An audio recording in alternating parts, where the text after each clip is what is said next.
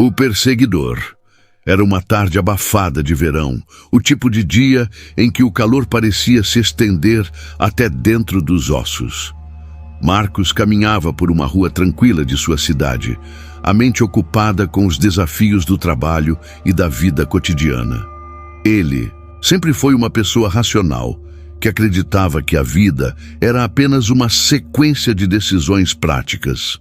Mas algo naquele dia parecia diferente. Um desconforto no ar. O calor parecia pesar mais e a sombra de algo incômodo se formava na sua visão periférica. Ele parou para tomar um gole de água, sentindo a sensação de estar sendo observado. Olhou para os lados, mas ninguém parecia anormal. Apenas pessoas comuns indo e vindo. Seus olhos pousaram em um homem à distância de casaco escuro, mesmo com o calor do verão. O homem estava parado, observando-o com um olhar penetrante. Marcos tentou ignorar. Não é nada, pensou, e seguiu seu caminho. Mas algo dentro de si dizia que não seria fácil se livrar dessa sensação de ser seguido. Nos dias seguintes, o homem estava lá novamente. No ponto de ônibus à distância, sempre o observando. Nunca se aproximava, mas o observava. Marcos tentava racionalizar, dizendo a si mesmo que era apenas um acaso. Talvez aquele homem fosse apenas uma pessoa estranha, mas o desconforto crescente dizia o contrário. Com o passar dos dias, o comportamento estranho do homem se tornou ainda mais evidente. Marcos começou a notar detalhes que antes haviam escapado. O homem sempre estava presente, em diferentes lugares, sem razão aparente. Quando Marcos ia ao supermercado, lá estava ele. Quando passava pela praça, o homem estava sentado em um banco, mas seus olhos nunca saíam dele. A sensação de estar sendo vigiado se intensificou. Marcos começou a perceber que, não importa onde fosse, sempre havia algo em seu campo de visão que indicava a presença do estranho. O homem de casaco escuro parecia estar sempre a uma distância segura, como se apenas estivesse esperando.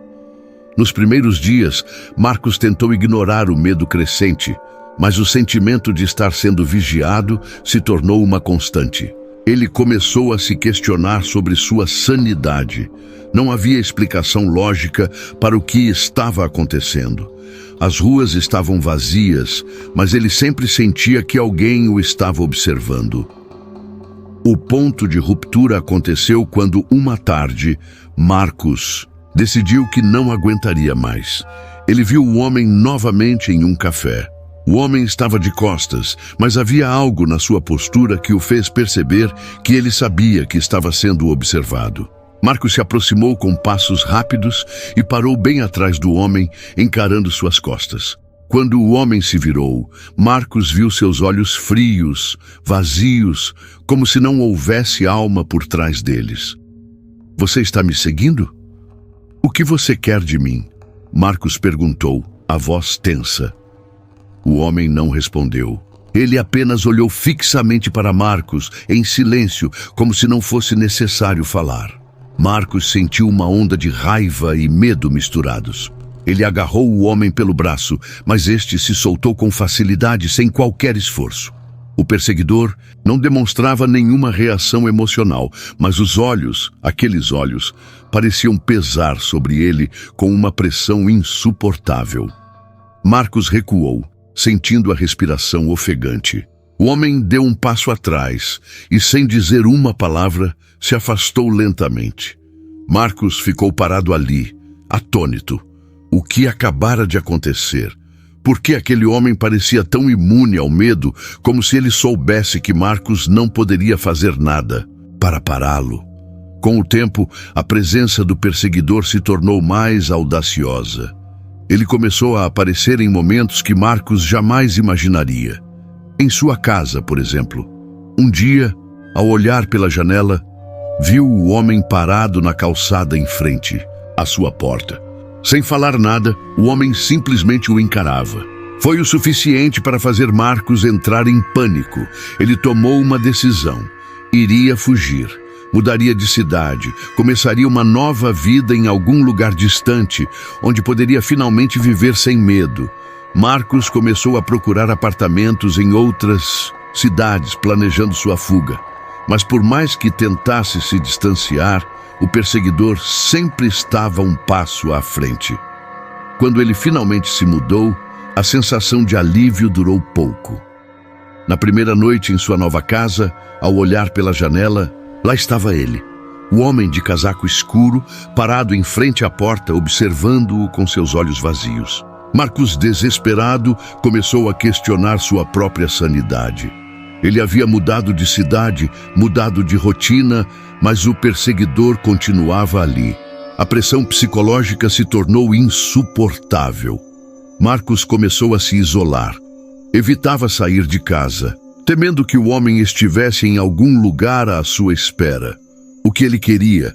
Por que Marcos? As perguntas se amontoavam em sua mente, mas ele não conseguia encontrar respostas. Finalmente, ele entendeu a verdade. O homem não estava simplesmente o seguindo. Ele estava ali para lembrá-lo de algo, uma espécie de punição. O perseguidor era uma manifestação de seus próprios erros, das escolhas erradas que ele havia feito ao longo da vida. O homem representava sua culpa, sua angústia não resolvida. Marcos havia tentado fugir do seu próprio destino, mas não podia escapar. Ele tentou se afastar de todos, mas o homem sempre estava ali, observando-o de longe, até que, no final, não restou mais espaço para Marcos. Ele já não sabia mais onde estava. O medo o havia consumido e, no final, o perseguidor o alcançou.